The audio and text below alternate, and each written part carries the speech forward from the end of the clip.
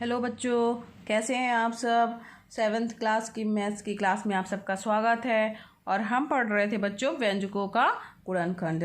तो व्यंजकों का गुणनखंड जब हम पढ़ रहे थे, कल हमने ये चैप्टर स्टार्ट किया है, तो इसमें हमने बीजीय व्यंजकों के गुणनखंड के जो है कुछ फार्मूले पढ़े थे। कौन कौन से फार्मूले पढ़े थे, चलिए आइए इसको जल्दी से रिवाइज कर लेते हैं।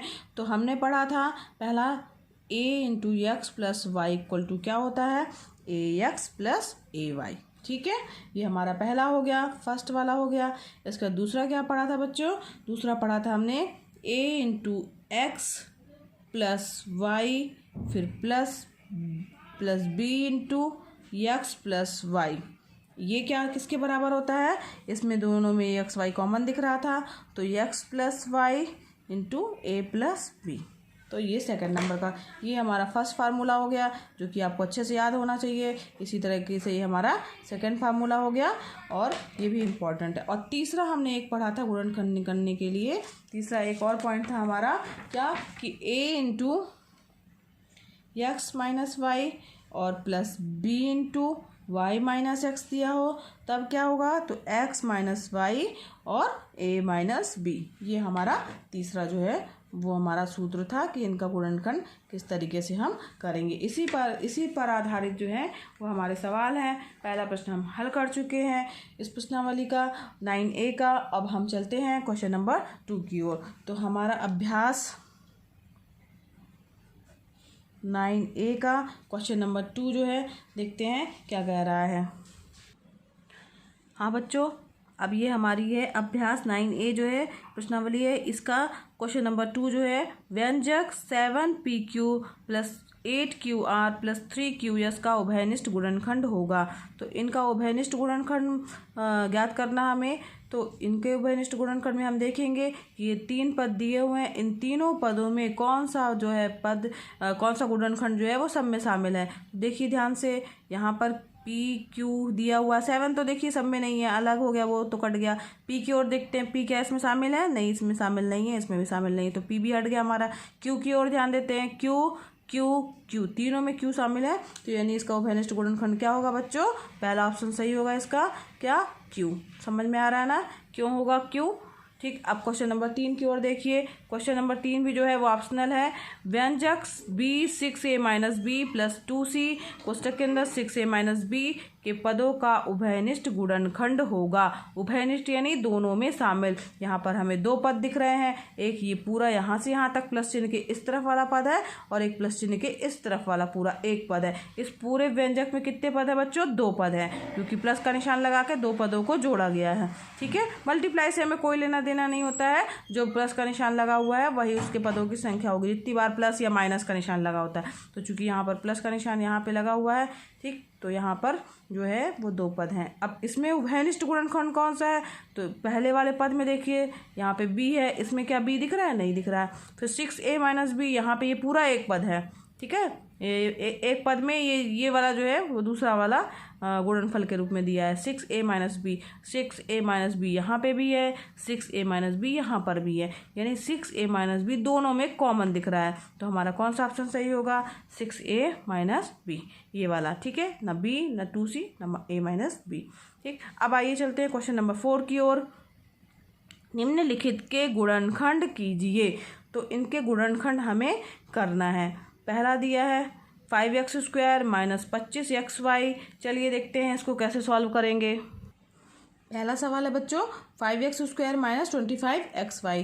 चलिए आइए देखते हैं इसको कैसे करेंगे। 5x स्क्वायर माइनस 25xy, तो 5x स्क्वायर को हम क्या लिखेंगे, 5 और यहाँ पे इंटू एक्स माइनस 25 को क्या लिखेंगे, 5 into 5 into X into Y. ठीक है, अब इन दोनों में कॉमन क्या दिख रहा है, यहाँ ध्यान दीजिए 5 जो है ये कॉमन दिख रहा है। ठीक, अब यहाँ पर 5 तो दोनों में कॉमन हो गया, और क्या दिख रहा है, x भी कॉमन दिख रहा है, तो x भी कॉमन दिख रहा है, यानी 5x कॉमन ले लेंगे। तो यहाँ पर क्या बचेगा बच्चों, x बचेगा, और यहाँ पर बच्चों क्या बचेगा, x हो गया, और यहाँ पे 5x कॉमन ले लिया है, जब दोनों में कॉमन दिख रहा है, तो क्या बचा हमारे पास 5 और इंटू वाई बचा। तो 5 और यक्स जो है वो एक गुणनखंड के 5 इंटू यक्स, और यहाँ पे एक्स माइनस 5 इंटू वाई का गुणा करेंगे 5y।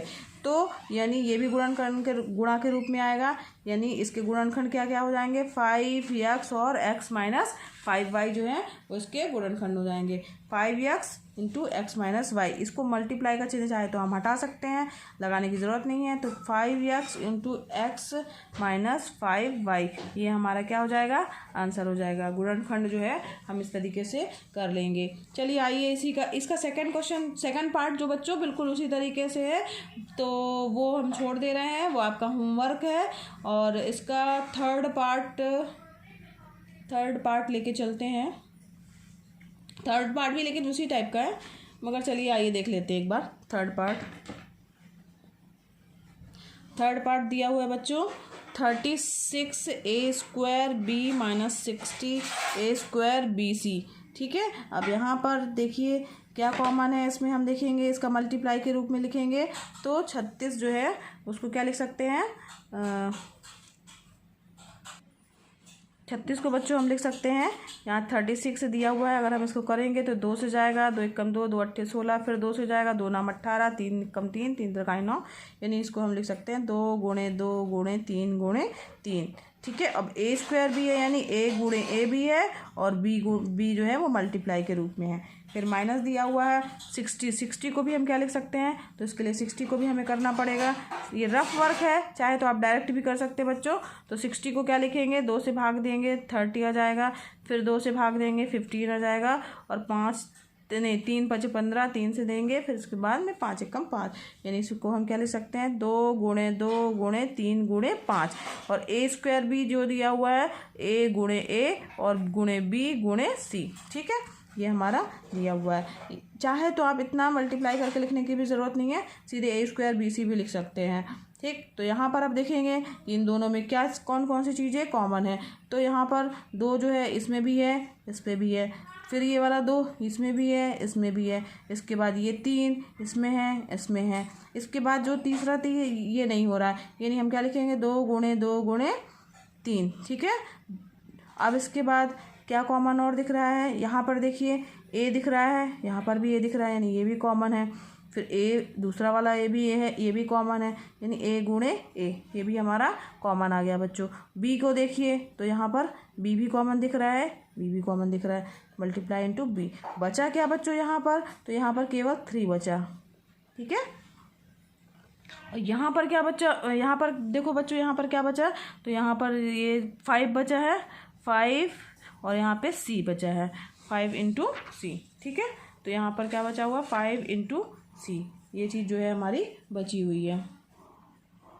ठीक, अब इसको मल्टीप्लाई करके जो चीज़ें दी हुई हैं इनको पूरा मल्टीप्लाई करके हम लिख देंगे, तो 2 दूनी 4, 4 3 12, तो हमारे पास क्या आ जाएगा 12, a का गुणा a से होगा तो a² b जो दिया है, और 3 माइनस 5c, यही हमारा आंसर हो जाएगा। तो हमने कॉमन क्या लिया है 12a² b कॉमन हो गया, और c माइनस 5c जो है, ये 5 जो है ना 3 माइनस 5c जो है ये पूरा मल्टीप्लाई के रूप में आ गया है। ये इसके क्या है गुणनखंड है। इस तरीके से ही बच्चों हमको ये गुणनखंड करने हैं। क्वेश्चन नंबर 4 का इसका जो है वो 5th पार्ट और 4th पार्ट वो दोनों एक ही टाइप के हैं।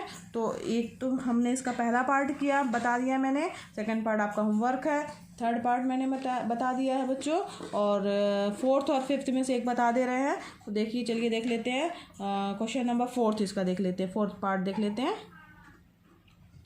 इसमें 4th पार्ट दिया हुआ है 6p plus 8p² minus 4p की घाते 3 दी हुई है। तो यहाँ पर अब हम यहाँ पे क्या करेंगे बच्चों, 3 पद दिए हुए हैं, इसमें कितने दिए हुए हैं 3 पद दिए हैं। अब इसके लिए हम क्या करेंगे 6p को क्या लिख सकते हैं 2 गुणे 3 इंटू p, प्लस 8p को क्या लिख सकते हैं 2 दूनी 4 दूनी 8 और गुणे p² दिया यानी p इंटू p। समझ में आ रहा है ना आपको। ठीक, माइनस 4 को क्या लिख सकते हैं 2 गुणे 2 p की घाते 3 यानी p गुणे p गुणे p। ठीक। अब ये हमारे तीनों पदों को हमने गुणनखंड के रूप में लिख लिया है। ये जो तीनों गुणनखंड हैं वो क्या है, हमारे अभाज्य गुणनखंड। इनको और ज़्यादा भागों में नहीं तोड़ा जा सकता है। अब देखेंगे बच्चों कॉमन कौन कौन सी चीज़ें कॉमन है। तो 2 पहले लेके चलते, 2 यहाँ पर भी कॉमन है, यहाँ पर भी कॉमन है और यहाँ पर भी कॉमन है, यानी 2 हमारा कॉमन हो गया। ठीक है। अब यहाँ पर देखते 3, तो क्या 3 यहाँ है, नहीं है, यहाँ है, नहीं है, यानी केवल यहाँ पे 2 कॉमन हुआ। इंटू पी देखिए यहाँ पर दिख रहा है, यहाँ पर भी दिख रहा है और यहाँ पर भी दिख रहा है, यानी 2 कॉमन था हमारे पास तीनों में और पी कॉमन है तीनों में। ठीक है, तो समझ में आ रहा है ना बच्चों। तो पी यहाँ कॉमन है यानी पी कॉमन ले लेंगे। क्या बचा यहाँ पहले पद में हमारे पास बचा 3 प्लस, और यहाँ पे दूसरे पद में क्या बचा 2 गुणे 2 और पी, 2 गुणे 2 इंटू पी, और माइनस यहाँ पे क्या बचा 2 और पी गुणे पी। ठीक है, तो क्या आ गया हमारा 2p हो गया। यहाँ पर मल्टीप्लाई करके देखेंगे तो क्या प्राप्त हुआ हमें,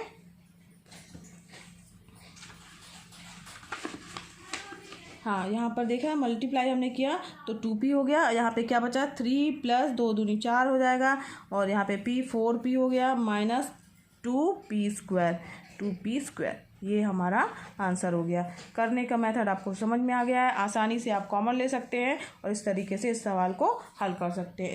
इसका जो है 5th पार्ट बच्चों इसी टाइप का है, ये आपका होमवर्क है। ठीक है, अब बच्चों क्वेश्चन नंबर 5 की ओर बढ़ते हैं। क्वेश्चन नंबर 5 हमारा कह रहा है निम्नलिखित के गुणनखंड कीजिए। तो पहला पार्ट दिया हुआ x into X minus 1 plus 3 into X minus 2। तो हमने एक फार्मूला बच्चों अभी रिवाइज किया है, यहाँ पे बगल में लिख लेते हैं ax प्लस वाई और plus B X plus Y equal to होता है x plus Y into A plus B. ठीक है, ए प्लस बी। ठीक, ये हमारा फार्मूला है। तो इसी तरीके से देखिए यहाँ पे कुछ पद हमारे इसी तरीके से दिख रहे हैं।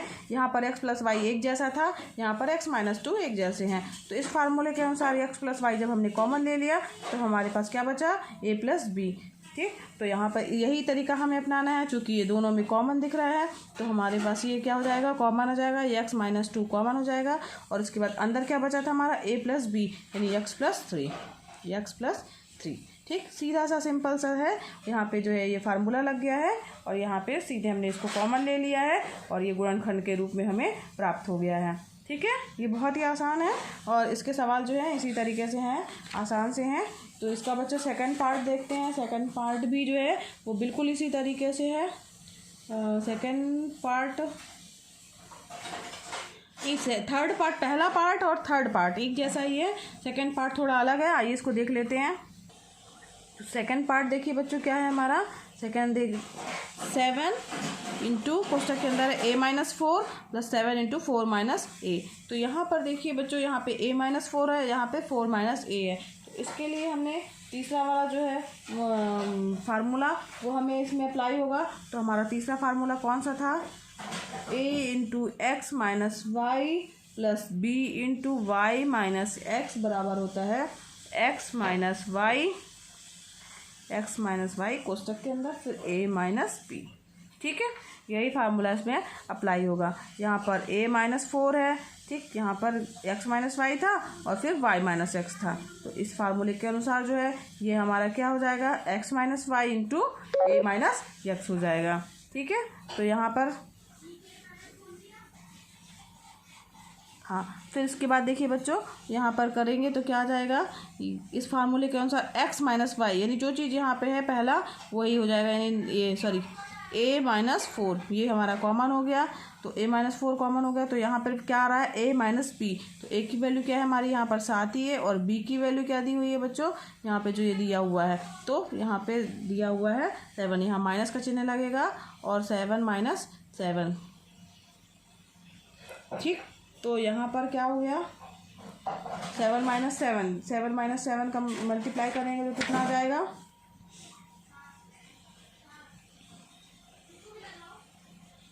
यहाँ पर देखिए 7 माइनस 7 तो यहाँ a माइनस 4 हो गया और यहाँ 7 माइनस 7 0। ठीक, क्योंकि 7 माइनस 7 में से 7 गया 0 आएगा और 0 का किसी में मल्टीप्लाई करेंगे तो हमारे पास क्या आ जाएगा, a माइनस 4 इंटू 0 है। अब यहाँ पे 0 का किसी चीज़ में गुणा करते हैं तो क्या हमारे पास प्राप्त होता है 0। तो इसका आंसर क्या हो जाएगा, मल्टीप्लाई जो है इसका गुणनखंड क्या आ जाएगा 0 होगा। ठीक है, समझ में आया बच्चों। यहाँ ध्यान दीजिए, इसका पहला क्वेश्चन, पहला पार्ट जो है और तीसरा पार्ट एक ही टाइप का था और दूसरा पार्ट और पांचवा पार्ट एक ही जैसा है, एकदम एक जैसा है। तो ये जो है वो आपका होमवर्क हो गया। ठीक, अब यहाँ पे बढ़ते हैं क्वेश्चन नंबर इसके फोर्थ पार्ट की ओर। फोर्थ और सिक्स पार्ट ये दोनों एक ही जैसे हैं। आइए देखते हैं इसको कैसे करेंगे। फोर्थ पार्ट जो है वो देखते हैं। फोर्थ पार्ट दिया हुआ है हमारा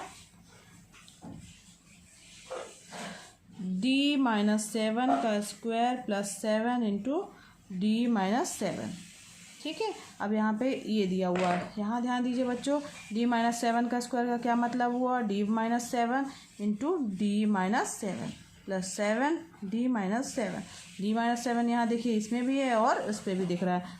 कॉमन ले लेंगे, कॉमन लेंगे तो क्या आ जाएगा, d-7 कॉमन हो जाएगा। बचेगा क्या क्या यहाँ पर हमारे पास में, d-7 एक ये बचा और यहाँ प्लस 7 आ जाएगा। समझ में आ रहा है ना।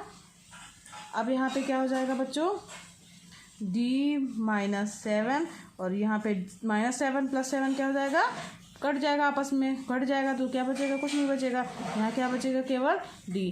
तो यहाँ पर जो है इसका आंसर क्या हो जाएगा बच्चों, d इंटू डी, इसको आगे कर लेते हैं, t इंटू d-7। ये दोनों क्या है, गुणनखंड के रूप में है, तो यही इसके क्या हो जाएंगे, आंसर हो जाएंगे। ठीक है, समझ में आ रहा है ना बच्चों। इसी तरीके से सेम यही इसी प्रक्रिया के द्वारा इसका क्वेश्चन नंबर 6 है, जो कि z-2 करके दिया हुआ है। बिल्कुल यही है, इसमें बस अंक चेंज कर दिए गए हैं।